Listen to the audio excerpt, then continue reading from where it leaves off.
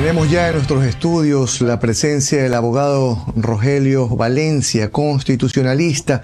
Le damos una cordial bienvenida. Él, con sus luces jurídicas, nos sabrá orientar sobre la conveniencia o no de la Ley Orgánica de Transparencia Social. ¿Cuáles son los puntos a favor y en contra de esta ley? ¿Esgrime el régimen, esgrime el gobierno que necesita de todo este andamiaje jurídico para incrementar su eficiencia, combatir la corrupción? ¿Son las armas que precisa el gobierno justamente para mejorar la situación del país en diferentes áreas?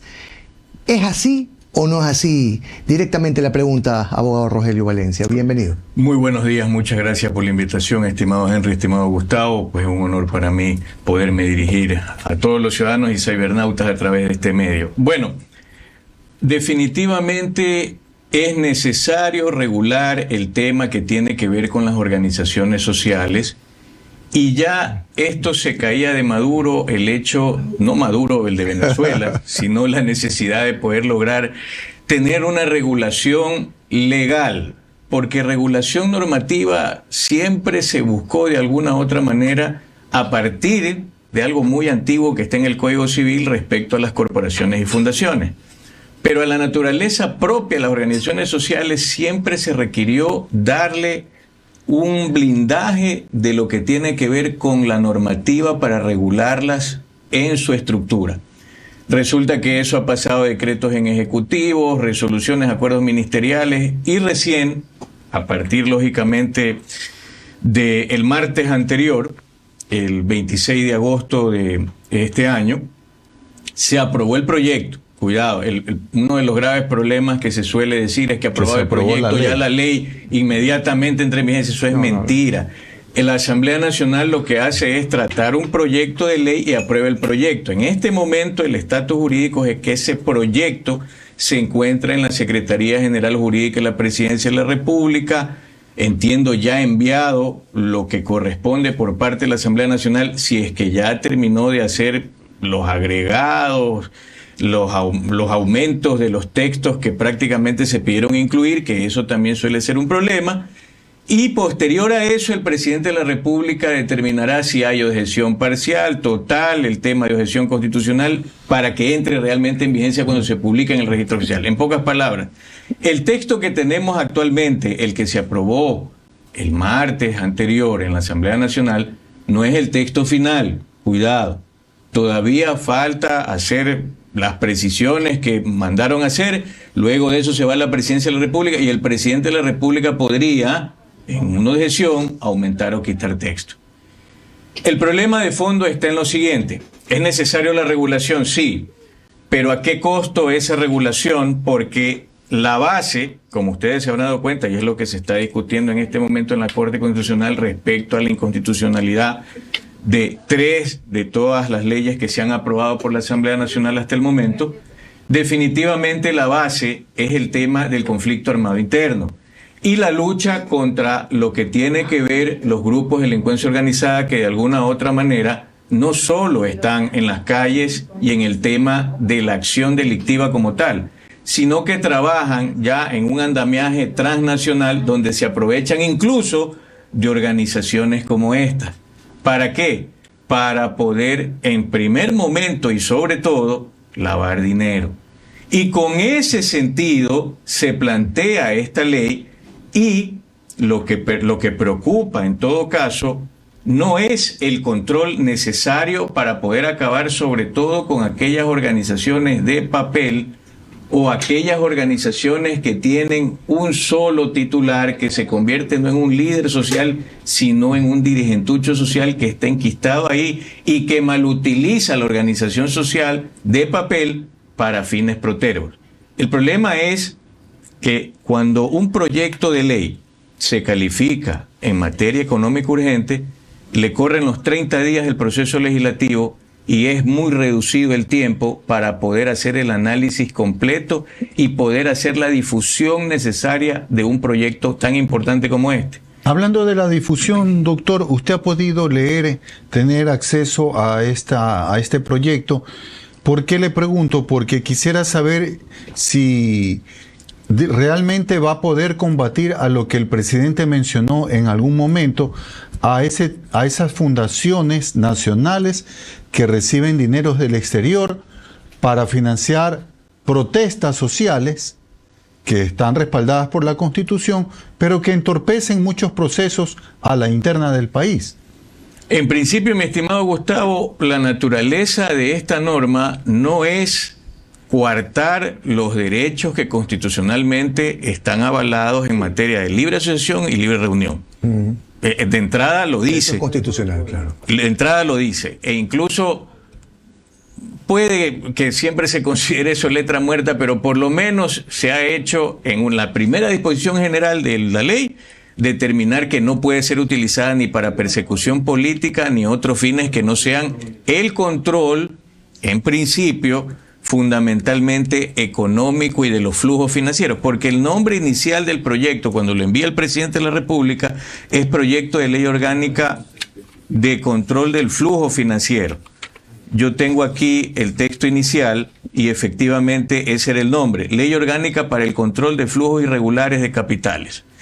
La Asamblea Nacional, posteriormente, ya en la Comisión Especializada Permanente de Desarrollo Económico Productivo y de la Microempresa, en sesión número 37-2025-2027, del 5 de agosto de 2025, le cambia la denominación y le da la que actualmente tiene y con la que se aprueba, que es Ley Orgánica de Transparencia Social. ¿Cuáles son los pasajes que a usted más le inquietan desde el prisma jurídico, abogado, de esta ley? Excelente pregunta.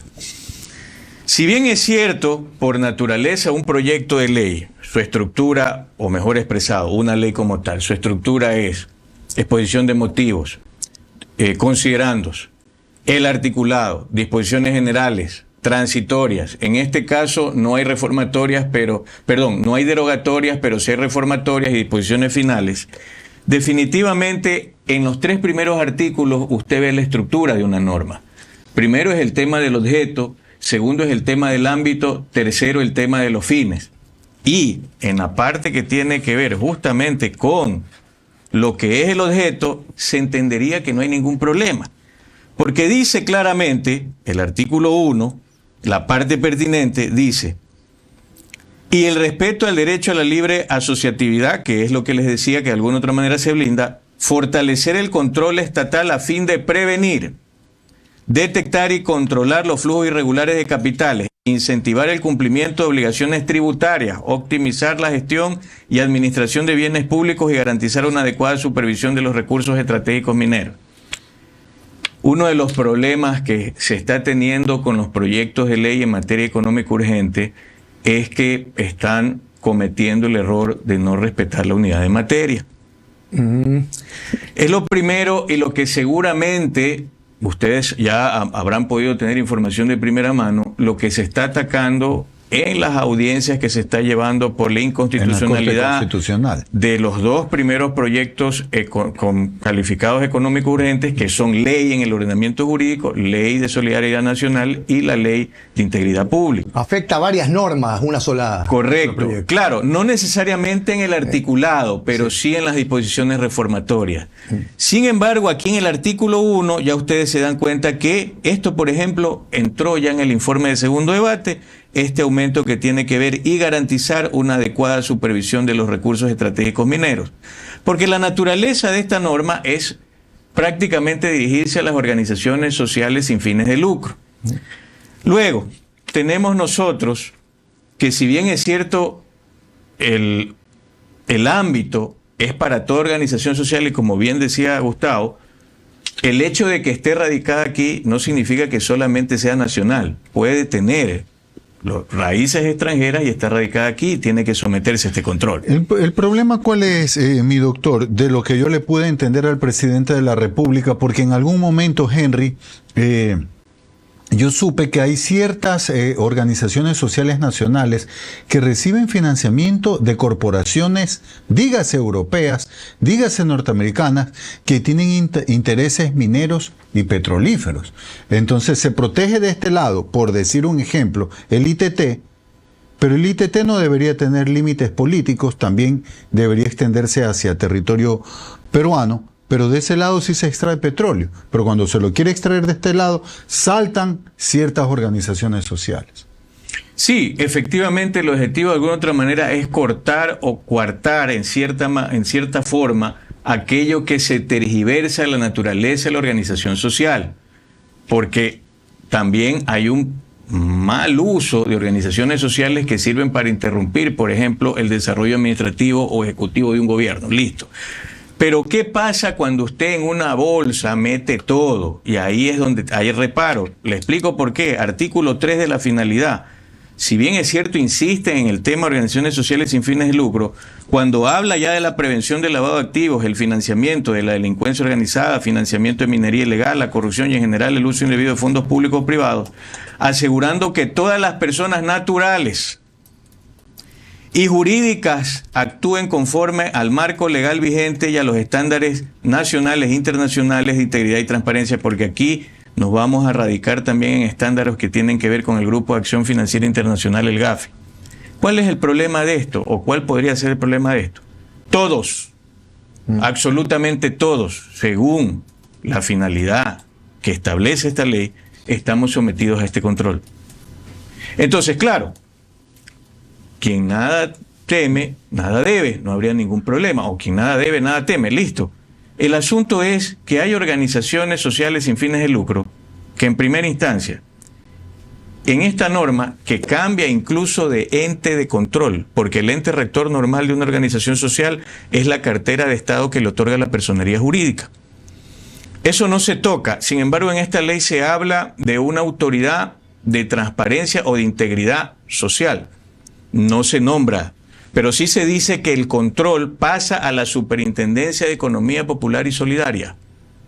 Porque, en teoría, al momento en que las cooperativas se transformasen en banco, la Superintendencia de Economía Popular y Solidaria, que no está hecha para este tipo de control en general, definitivamente se quedaría como sin mucho trabajo. Sin mucho que hacer.